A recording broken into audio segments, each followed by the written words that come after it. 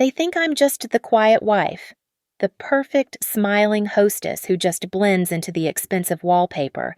They seem to forget I'm the one who paid for this house they're sitting in, for the 20-pound turkey they're about to eat, and for the very air they breathe. They are about to be reminded. My name is Eliza. I am 38 years old, and I live in a glass box in Willow Creek, Connecticut. Others call it a home, a stunning modern architectural marvel of steel and plate glass, but to me, it is a cage. The surfaces are so clean they are sterile, reflecting a perfect cold life I don't recognize. My mind, however, is anything but clean. It's cluttered with the debris of 1,000 tiny compromises, a decade of quiet resentments. I feel invisible here, a ghost polishing the fixtures. My husband, Mark, is the charismatic public face of Apex Capital. He manages wealth, or, to be more precise, he manages my wealth. His mother, Margaret, lives with us. She is the warden of my cage, the ever-watchful matriarch who ensures I remember my place. They are very, very good at managing.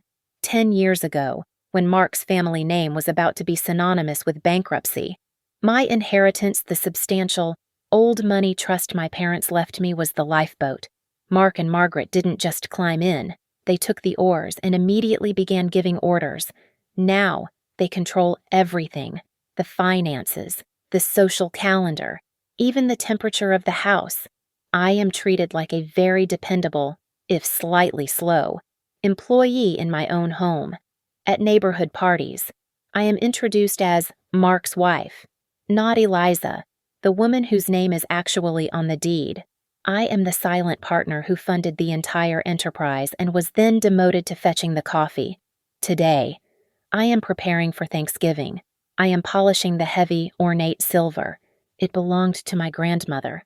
This is my silver for my Thanksgiving. At least, it was supposed to be. Margaret has already changed the menu twice this week. "Just helping, dear," she'd said, striking through my planned oyster stuffing with a thick red pen. "It's too rich for your husband's stomach. We'll have the plain bread and sage, just like I always make." She never asks. She just informs. My phone buzzes on the cold marble countertop. It's Mark. His voice is a performance, warm, smooth, and utterly convincing, the one he uses for clients and fools. "Liza, baby, I'm going to be late tonight. A client crisis. You know how it is. Just can't break away."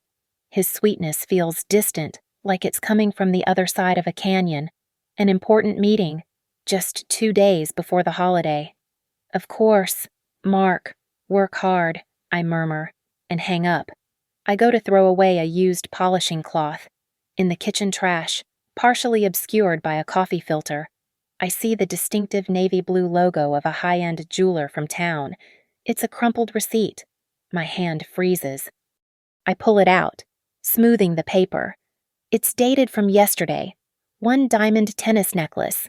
The price makes my stomach clench. It's an obscene amount of money, even for us. It is not for me. My birthday was 3 months ago, and he gave me a gift certificate for a spa day. A spa day he and his mother thought I needed. This necklace, this expensive, glittering secret, is for someone else. Mark finally walked in well after 9 o'clock on Tuesday night, his coat still damp from the sleet outside. He kissed the air near my cheek, his smile bright and artificial. "Liza, Margaret, you'll never guess. I've done something wonderful." Margaret, ever his audience, clasped her hands. "What is it, son?" "Well, you know that new client I've been working to sign, the billionaire. His family had to fly to Switzerland last minute, and it turns out his daughter was left all alone for the holiday. I couldn't bear the thought. So, I invited her to join us for Thanksgiving." He announced this as if he'd just saved a puppy, not invited a complete stranger to our most intimate family meal.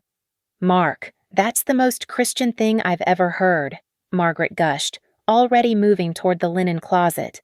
"We'll put her in the main guest room, the one with the ensuite. Eliza, Dear, we must change the sheets immediately. I felt a coldness spread through my chest that had nothing to do with the sleet on Mark's coat. A stranger. 2 days before Thanksgiving. That's very generous. Mark. She's a sweetheart. You'll love her. Her name is Chloe. She's only about 25. Just a kid. Really? An hour later, the doorbell chimed. Chloe was not a kid. She was a woman, vibrantly young, poured into a silk dress that probably cost more than my monthly grocery budget. She swept in on a cloud of perfume, a heavy, expensive floral musk. My stomach dropped. It was the same scent I'd been trying to scrub from Mark's dress shirts for the past week. The one I'd convinced myself was from a client's handshake, a hug in a meeting. Margaret took her coat, fussing over her like a visiting duchess. You poor, poor child, all alone for the holiday. We simply wouldn't hear of it. Chloe smiled, a dazzling, practiced thing. She turned those bright blue eyes on me. You must be Eliza. Mark has told me so much about you.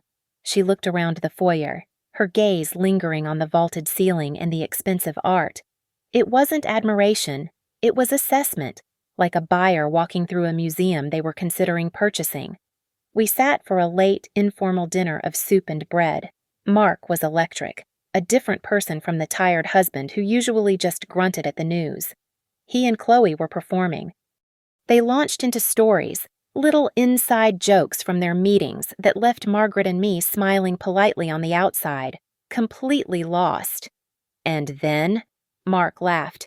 She actually told him his entire portfolio was uninspired. Chloe giggled, covering her mouth. He needed to hear it. Mark. He was stuck in 1990s thinking, I rose to clear the bowls, my movements stiff. More wine. Anyone. I'll have another, Chloe said, holding her glass out to me. Not to Mark. I went to the kitchen, my hands shaking slightly as I gripped the bottle of Chardonnay.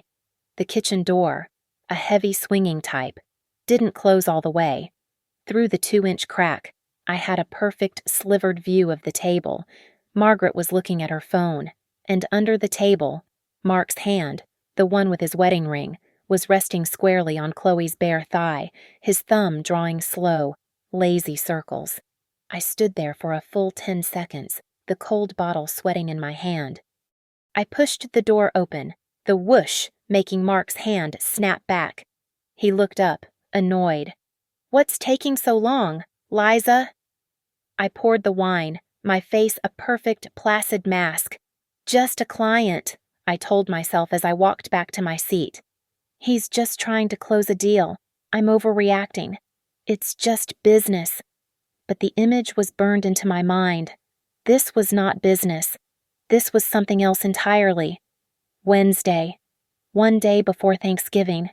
The air in the house was so thick with unspoken things, it was becoming difficult to breathe. I was in the kitchen by 6 a.m., determined to get the prep work done. Chloe wandered in 2 hours later, wearing a silk robe that probably belonged to me, her hair perfectly tousled. Oh, you're starting already, she said, pouring herself an orange juice. Let me help. Her help was a form of psychological torture. I was chopping celery for the stuffing my grandmother's recipe, the one I always made. Is that sage? She asked, wrinkling her nose. Oh, Eliza. Mark told me he absolutely hates sage. He said it tastes like, what did he call it? Old curtains. She laughed, a light, tinkling sound. He says his mother's stuffing is just the absolute best. You should really ask her for the recipe. I looked over at Margaret, who was reading the paper at the kitchen island. She just nodded, her lips pursed in agreement. He's right. Dear, my stuffing is much more refined. Yours is heavy. Mark came in, kissed Chloe on the temple, and grabbed a pastry. See, this is why we needed Chloe here. Liza, to save us from your culinary experiments. They all laughed. I was the outsider, the clumsy hired help, in my own kitchen. Later that afternoon, Chloe came downstairs dressed for the day. And there it was, hanging around her perfect youthful neck, the diamond tennis necklace from the receipt. It glittered under the recessed lighting, a collar that marked her as his. "Your necklace is beautiful, Chloe," I said, my voice dangerously steady. She touched it, her smile wide and bright. "Oh, this Mark gave it to me. It was a thank you gift for helping him close the deal with my father. He's just the most generous man, isn't he? Generous.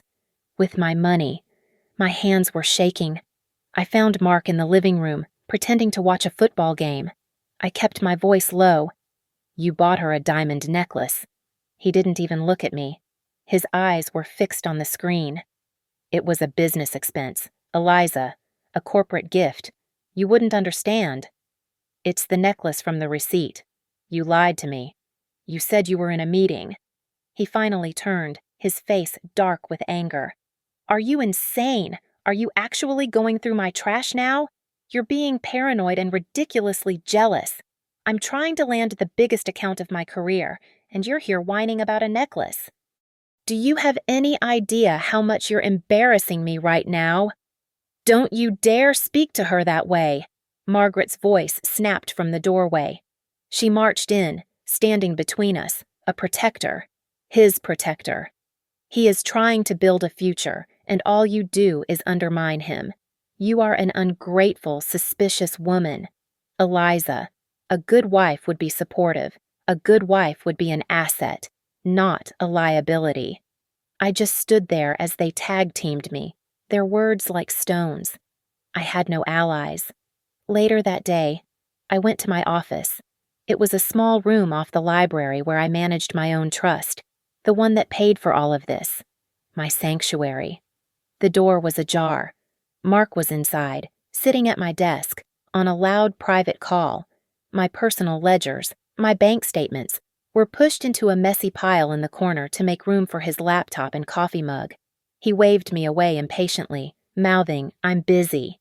The erasure was no longer slow. It was accelerating. They weren't just having an affair. They were staging a coup. They were not so subtly replacing me in my own life. The final cut came just before dinner. I was looking for my personal laptop. I kept it in my office, but it hadn't been on the desk. I'd assumed Mark had just moved it. I went to the guest room, Chloe's room, to tell her dinner was almost ready. She was sitting on the bed, my laptop on her lap. My laptop, which I thought had a broken battery, was plugged in and humming. She was scrolling through my personal files. "What are you doing?" The words came out sharper than I intended. Chloe didn't even flinch. She looked up, her expression one of mild annoyance. "Oh, Mark said I could use this. My tablet died. It's not like you were using it anyway, right? He said you hardly even know how to turn it on." Wednesday evening, the house filled with the chatter of our friends, the Willow Creek elite. Mark and Margaret had decided, without consulting me, to host a pre-Thanksgiving cocktail hour. It was my home, my food, and my expensive wine. But I was not the hostess. I was a ghost, drifting through the rooms with a tray of canapes that Chloe had insisted we order because my homemade ones were too quaint. Mark and Chloe were the center of the universe. They stood near the fireplace, Mark with his arm draped casually around her shoulders, holding court. People were congratulating them. I wasn't sure what for, perhaps for simply existing so beautifully together. I watched as he introduced her as a brilliant young protégé who was shaking things up. I was refilling a bowl of olives when Barbara Covington, the chairwoman of the local library foundation, cornered me by the bar. She had a look of pinched sympathy on her face. "Eliza, darling," she said, lowering her voice. "I just wanted to say, we are all so terribly sorry you won't be able to continue your sponsorship of the children's wing this year. It was such a blow to the budget." I stopped, my hand frozen over the olives. "I'm sorry. Barbara, I don't understand. The Covington donation is endowed. My mother set it up. It renews automatically." Barbara looked even more uncomfortable, which I didn't think was possible. "Oh, dear. Well, Mark called the office last week. He spoke to my assistant directly." She leaned in closer. "He explained that given the Well, the current economic conditions. You would be forced to cut the entire donation, effective immediately. He was very firm. The glass in my hand felt suddenly very cold. That donation wasn't from our joint accounts. It was from my mother's private fund, the one I was supposed to have sole discretion over. The fund Mark always called my little hobby money. He had no right. He had no access. Or so I had thought. I saw red. I put the olive bowl down, walked across the living room, and grabbed Mark's arm. I didn't care who was watching. I need to speak to you. In the kitchen. Now! He looked annoyed at the interruption but followed me, probably to avoid a bigger scene. Chloe watched me go, a small, curious smile on her face. The moment the kitchen door swung shut, I let go of his arm. What did you tell Barbara Covington? My voice was a low, shaking hiss. What? He was already reaching for a bottle of whiskey he kept hidden from his mother. He was drunk, flush with arrogance and a night of compliments. The library donation, my mother's fund. You called and canceled it. Mark took a long pull from the bottle, not even bothering with a glass. He laughed, a short, ugly sound. Oh, that. Jesus, Eliza. Is that what this is about? It's just money. It was time to tighten the belt. Your hobby was getting expensive. You had no right. I have every right. I am the one who makes the money in this family. You don't make anything, I shouted, the words finally tearing out of me. You manage my money, my inheritance. That was my mother's legacy. His face purpled, and then he did it. He drew himself up to his full height and roared, not at me, but at the door, at the entire party on the other side. Eliza, shut up. Just stop making a goddamn scene for once in your life. The entire house went silent. You could hear the hum of the refrigerator. I handle the finances, he bellowed, his voice carrying to every corner of the house. Your only job is to smile, stay quiet, and look pretty. And if you can't even manage to do that, then at least be quiet. I stood there, paralyzed, my skin on fire. I could feel dozens of eyes on us through the doorway. Margaret was the first to move. She pushed through the crowd, not to me, but to Mark. She put a loving hand on his chest. Son, don't, she said, her voice dripping with pity. Don't waste your breath on a fool. She doesn't understand the pressure you're under. I looked past them. Chloe was standing in the doorway, perfectly framed. She wasn't just smiling. It was a look of pure, unadulterated triumph. She had won. This wasn't an affair. This wasn't a midlife crisis. This was an overthrow. This was a coup. And I had just been publicly deposed. I didn't cry. I didn't run up the stairs in a flood of tears. The shame and humiliation were a fire, but instead of consuming me, they forged something inside me into cold, hard steel. I looked at Mark, his face still twisted in righteous anger. I looked at Margaret, who was stroking his arm. I looked at Chloe, who was watching me with the rapt attention of a predator who has just crippled its prey, and I smiled. A small, tight, controlled smile. You're right, Mark, I said. My voice was eerily calm, cutting through the thick, awful silence of the party. You are absolutely right. I'm very tired. I turned my gaze to the room of stunned neighbors. My apologies for disturbing everyone. Please, enjoy the rest of your evening. I turned and walked out of the kitchen. I didn't hurry. I heard Mark let out an explosive sigh of relief, followed by Margaret's low murmur. Thank God, she's finally given up. They thought they had won. They thought I was going to my bedroom to pack, or to weep. I did neither. I walked past the grand staircase. I walked down the hall to my office, the office Mark had claimed, the one where my laptop had been violated. His laptop was still there, open on my desk. He was so arrogant, so certain of my stupidity, that he didn't even bother to close it. He was careless. I knew his password. He used the same one for everything, from his bank accounts to his fantasy football league, the name of his college football team. followed by the year they won the championship. Hawks 1998. I sat in my chair, his chair, and my fingers flew over the keys. It clicked open. What I found was so much worse than a simple, sordid affair. It wasn't just my mother's donation. It was everything. I opened his email, his bank applications, his saved files. It was all there. A meticulously documented conspiracy. Spreadsheets detailing wire transfers, scanned documents, dozens of them, loan agreements, property deeds, withdrawal authorizations, all bearing my signature. A very, very good forgery of my signature. He and Chloe, with the help of a man they only referred to as J.D., had been systematically draining my trust fund for the last 6 months. They had set up shell corporations in Delaware and the Cayman Islands. They were moving my assets, piece by piece, into accounts I couldn't touch. The billionaire client was a fantasy. Chloe's father, this J.D., was a disbarred lawyer from Miami specializing in asset protection for criminals. This wasn't an affair. It was a long con. They weren't just planning to leave me. They were planning to leave me destitute, buried under a mountain of debt they'd created in my name. They were going to bankrupt me and disappear.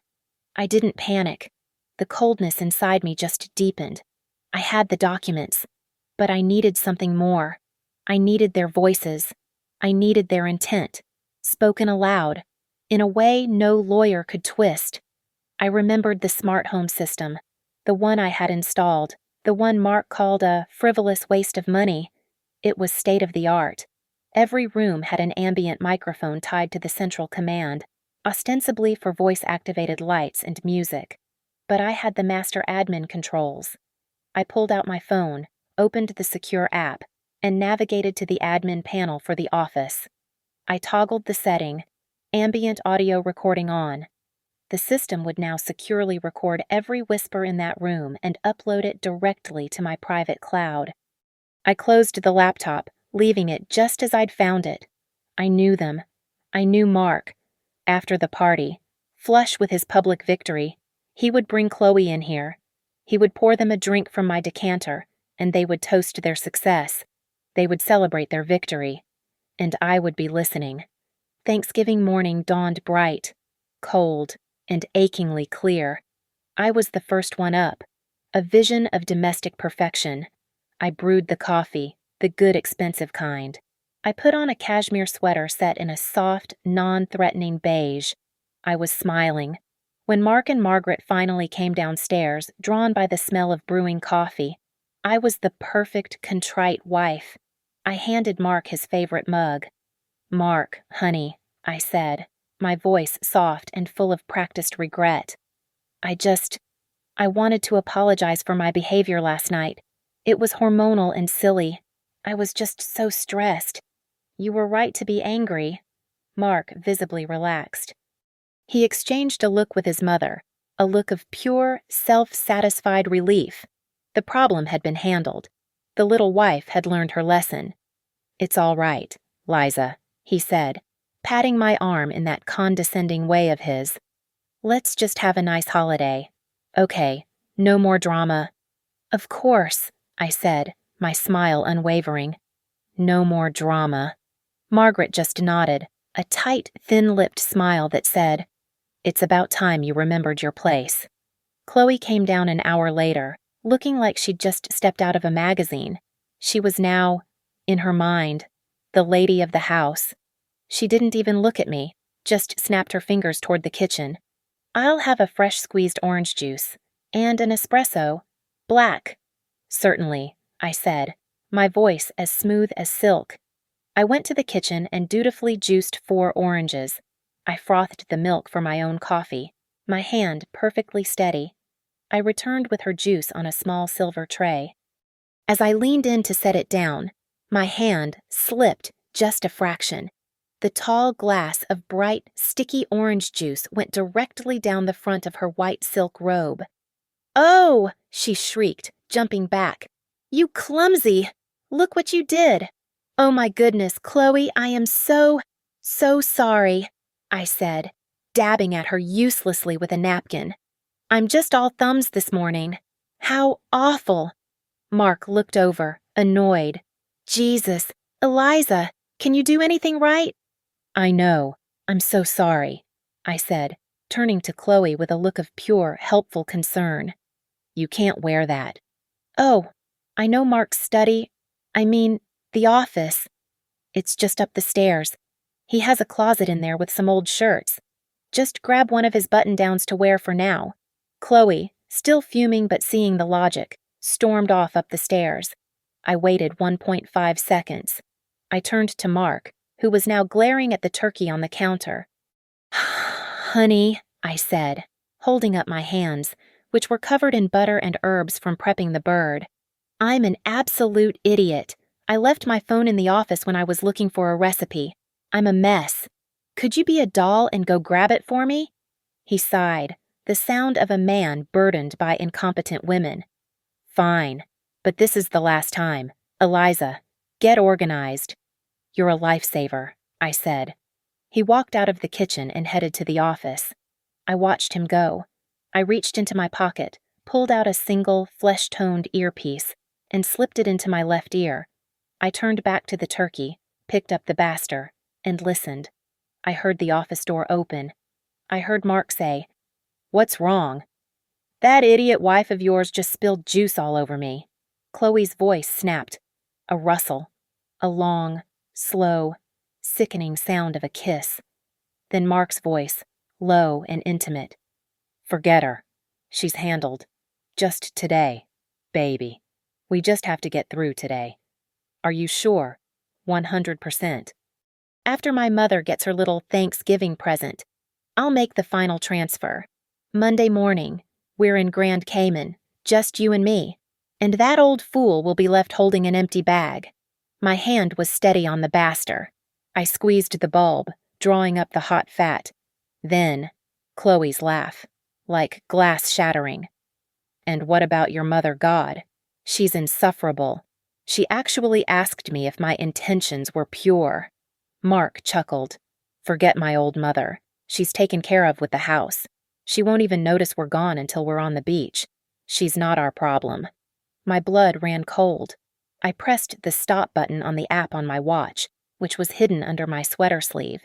The recording was saved. I tapped the screen, naming the audio file. It was only one word. Indictment.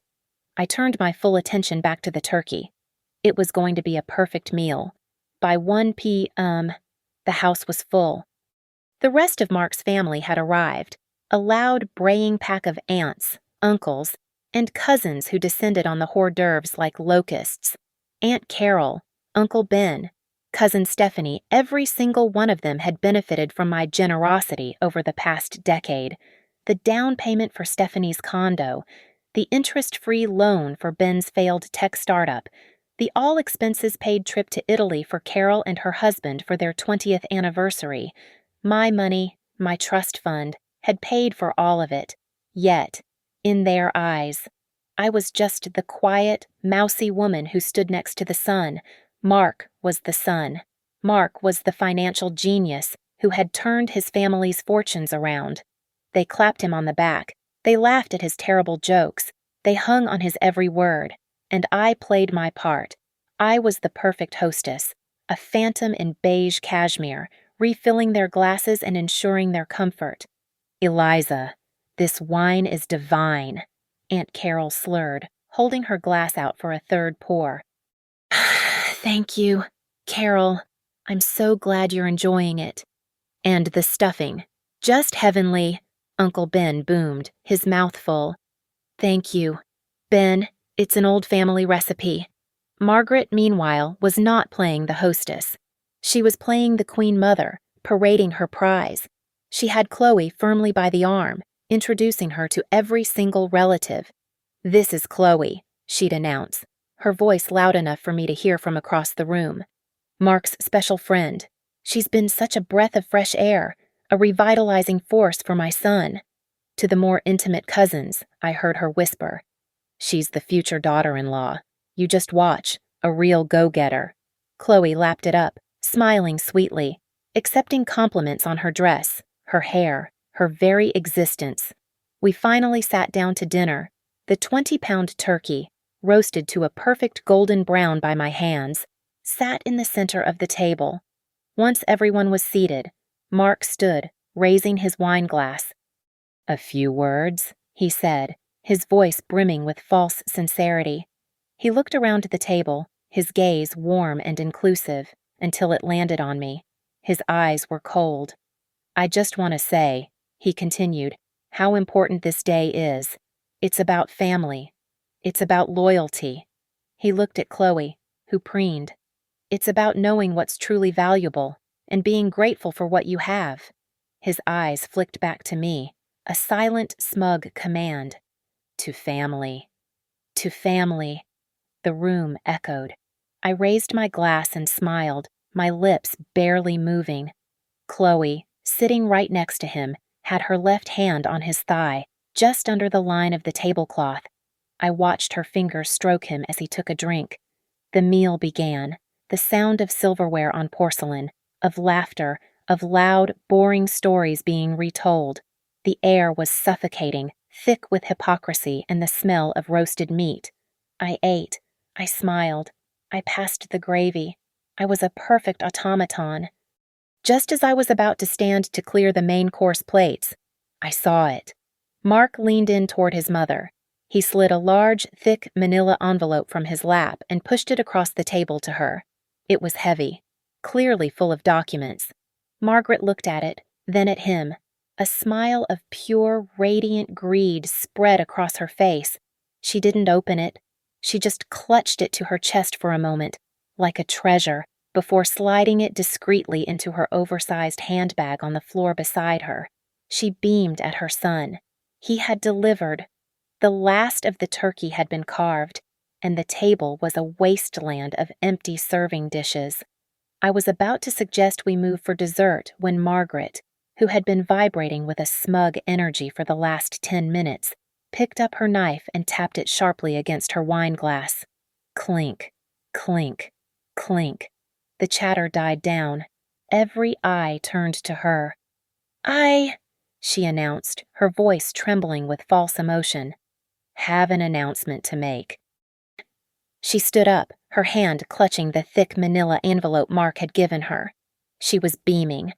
"My wonderful son, Mark," she said, "and his dear, dear friend Chloe have given me the most incredible, the most generous Thanksgiving gift a mother could ever ask for." I froze, my hand halfway to my water glass. Chloe. Since when were they a team in gift-giving, Margaret was practically crying with joy. "They just finalized all the paperwork this week," she gushed, "and I am just overwhelmed.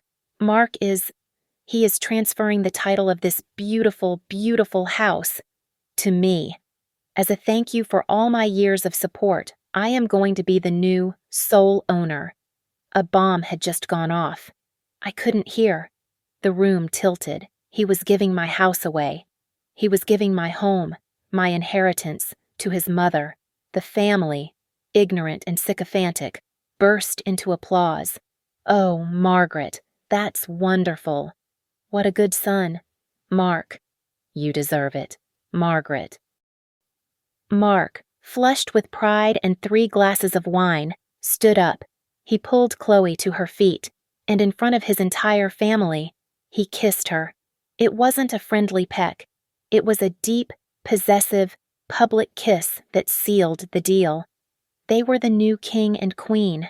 My mind was racing, trying to process the logistics of the crime.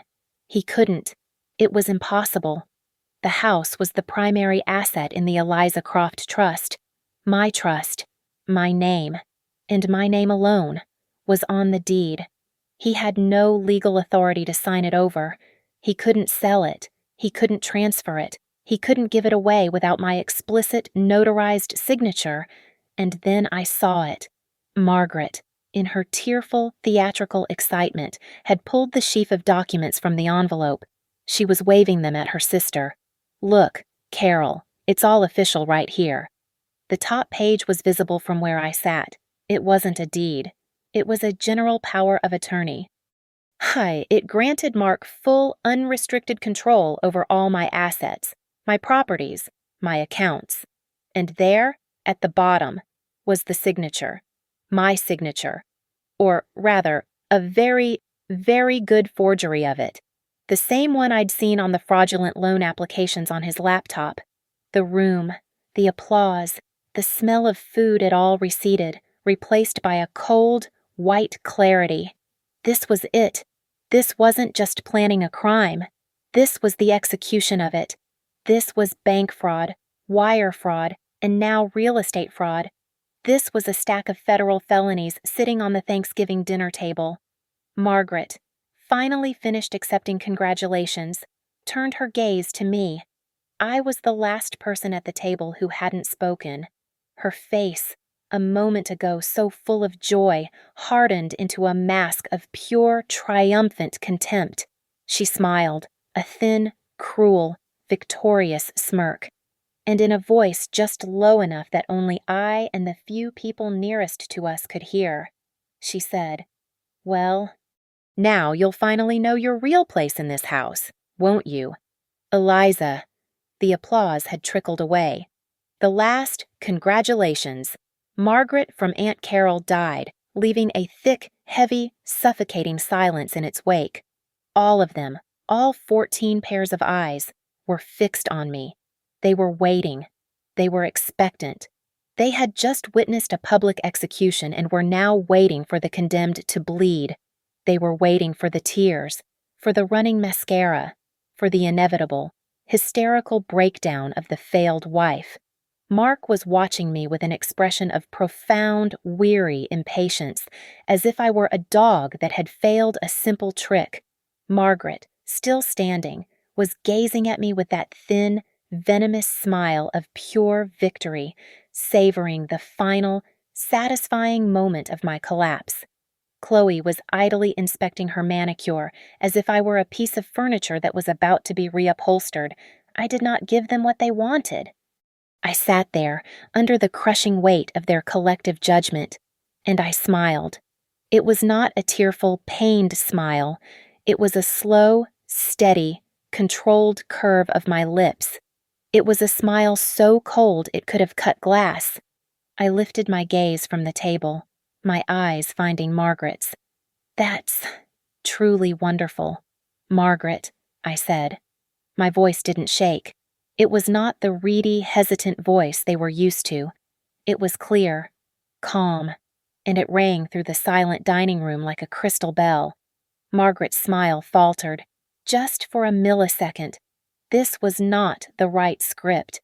I let the moment hang, a perfect agonizing pause. Then, I deliberately placed my linen napkin on the table beside my plate. I pushed my chair back. The scrape of the wood on the floor was the loudest sound in the room, sharp and decisive. I stood up. I turned my smile to my husband. "But Mark, my love," I said, my voice dripping with the same artificial sweetness he had used on me for 10 years. "You're so thoughtful, but you seem to have forgotten something. You forgot my gift for your mother." Mark, who was halfway to raising his glass again, froze. He looked genuinely, completely confused. What gift? Eliza, what are you talking about? Sit down. You're making a scene." "My speech," I said. I picked up my wine glass, the one I had barely touched. "I have a small speech I'd like to make." I turned my back on the table and began to walk. My heels clicked on the imported Italian marble, a sharp, steady, rhythmic sound. I walked out of the dining room and into the grand living room, toward the fireplace, and toward the built-in smart home console that controlled the entire house's audio.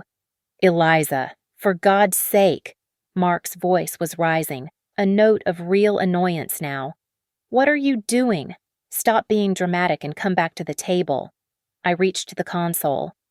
I turned to face the dining room, where they were all watching me, a room full of confused, angry, and curious faces. "I just wanted to share something," I said, my voice now amplified by the room's acoustics. "A little family memory. It's so fitting for Thanksgiving." I pulled my phone from the pocket of my cashmere sweater. It's a recording, actually. I just found it this morning. It's about you, Mark. It's about how truly grateful you are. Especially, I said, looking at Margaret. To your mother. I tapped the screen of my phone, opening the indictment file. I touched the Bluetooth icon. I heard a chair slam against the table. Eliza, don't. Mark's voice was no longer a roar. It was a low, terrified, vicious hiss. He knew. In that instant, he finally realized he had made a fatal miscalculation. Don't what, darling? I asked, my finger hovering over the connect button. Don't give my toast. It was too late. He was halfway out of his chair, his face white, but he was too far away. The light on the console blinked blue. Connected. The room was dead. No one moved. No one breathed. Uncle Ben's fork was suspended halfway to his mouth. I looked at Mark. I looked at Margaret. I looked at Chloe. And I pressed play. The silence in the room was absolute. It was a vacuum, waiting to be filled. I pressed the button. There was a half-second of digital static, and then his voice, Mark's voice, filled the entire house. It was crystal clear, intimate, and amplified by 16 hidden speakers. After my mother gets her little Thanksgiving present, I'll make the final transfer. I watched Margaret. Her radiant smile froze, a grotesque mask of joy that she couldn't wipe away in time. Her eyes darted to Mark, confused. His voice continued, slick and confidential. Monday morning, we're in Grand Cayman, just you and me. Aunt Carol let out a confused, what? Uncle Ben's head snapped up. The entire family was looking at each other, their minds struggling to process what they were hearing. And that old fool, my husband's voice echoed, full of contempt, will be left holding an empty bag. Someone, maybe Cousin Stephanie, gasped. It was a sharp, punched sound. Mark was on his feet, his face a mask of white, pure terror. And then, the second voice, Chloe's voice, young, bright, and utterly vicious. And what about your mother, God? She's insufferable. It was as if a physical blow had landed. Margaret's hand, the one not clutching her purse, flew to her chest. She stumbled back a step, her eyes wide with a horror that was just dawning. She looked at Mark, a desperate, silent question on her lips. Chloe's voice laughed. She's so annoying. Good thing we don't have to bring her along. That was the end of the recording. The end of Margaret. Her face, a moment ago flush with victory, collapsed. It was a ruin. The blood drained from it, leaving a sallow, papery white. She looked from Mark, who was now halfway across the room, to Chloe, who looked like she was about to be sick. Turn it off! Mark roared, finally breaking his paralysis. He lunged, not at me, but at the console, his hands clawed, ready to smash the screen. I didn't move to stop him.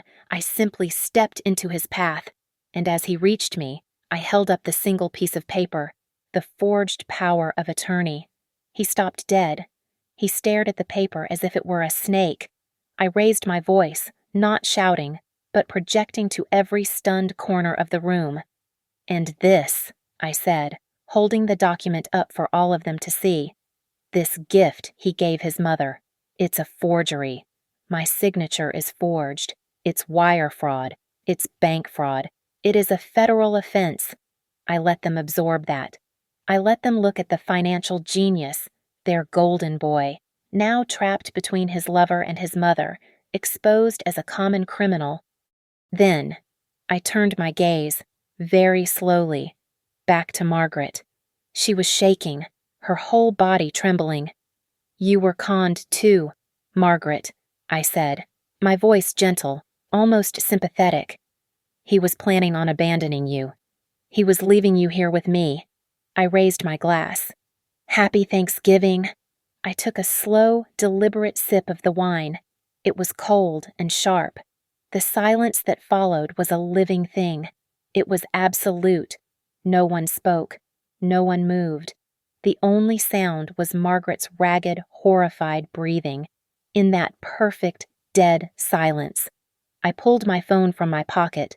I unlocked the screen, found my contacts, and tapped a number. I put the phone to my ear. I didn't need to press the speakerphone button. They could all hear me. Hello, yes. Willow Creek Police Department. My name is Eliza Croft. I'd like to report a felony fraud in progress at my address. Thank you so much for listening to my story. I'd love to know your thoughts. So please comment below and let me know where in the world you're listening from. It's always amazing to see how far these stories travel. If this story resonated with you, please subscribe to Lily Revenge Stories and give this video a like. And if you really want to support the channel, hit that hype button to help this video reach more people who need to hear it.